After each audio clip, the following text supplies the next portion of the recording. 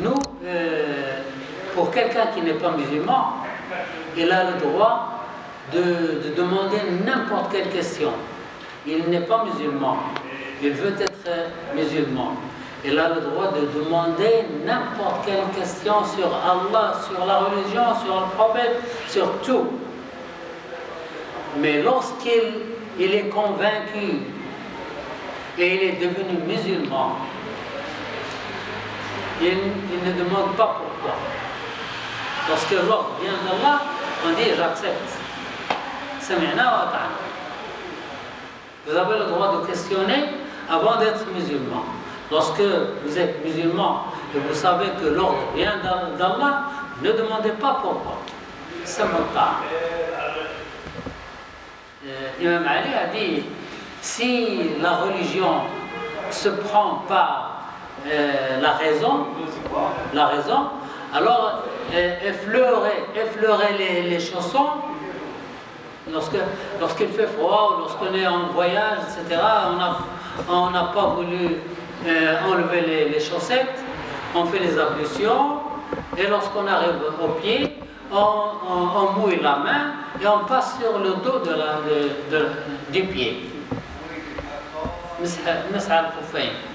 Comme ça.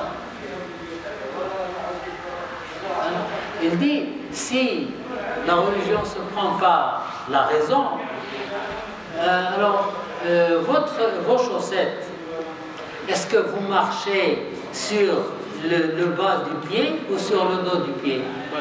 Sur le bas du pied. Normalement, logiquement, il faut essuyer le bas, pas le dos. Mais la législation dit qu'il faut essuyer le dos. Mais les ulama disent, pour ne pas avoir des soucis, mais on marche sur le bas du pied, et comment essuyer le dos? Il y a des soucis. Essuyer le bas et le haut pour chasser les soucis. Voilà. Alors, quand l'ordre vient d'Allah, on ne dit pas pourquoi. Lorsqu'on étudie des choses, le pourquoi vient tout seul. Le pourquoi vient tout seul.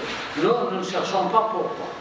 Donc, ça, le pourquoi vient nous musulmans, on n'est pas libres en fait.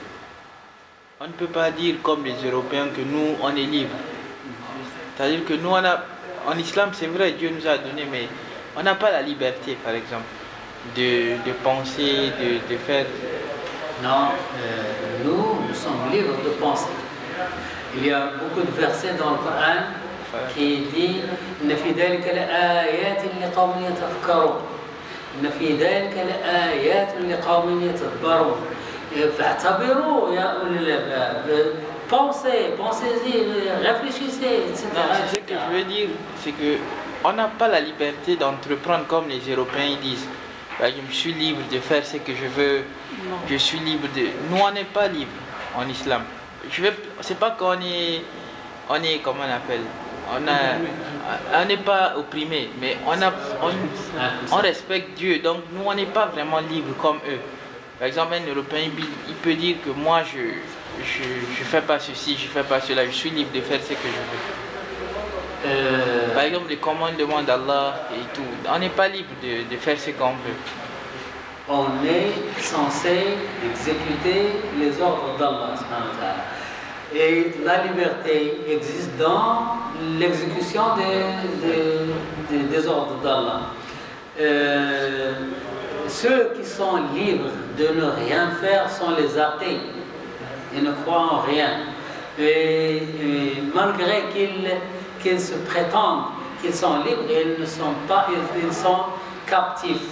Ils sont prisonniers parce qu'ils ne se sentent jamais à l'aise. Ils me disent, beaucoup de gens me le disent, beaucoup de gens, ils étaient...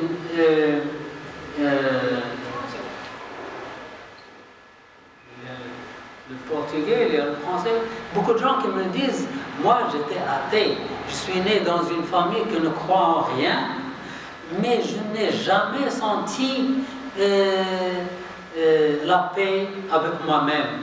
Je sens toujours qu'il me manque quelque chose jusqu'au moment où je suis devenu musulman. Donc, celui qui prend une religion, il trouve, même si on adore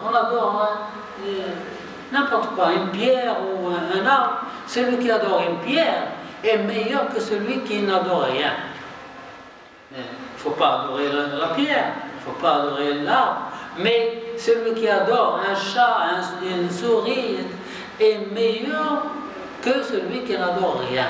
Parce que celui qui n'adore rien, il ne se sent jamais en paix. Le meilleur, bien sûr, c'est celui qui adore un seul Allah, un seul Dieu. En adorant Allah, c'est ça la liberté. La liberté. Et les musulmans ont la liberté de penser, de réfléchir. Et Allah subhanahu wa ta'ala le dit dans plusieurs versets.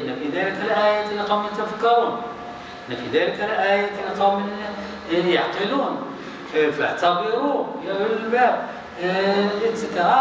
Beaucoup de versets qui invitent les gens à réfléchir.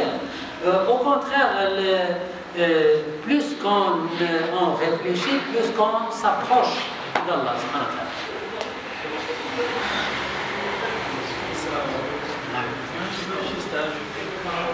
Je comprends ce que tu dis.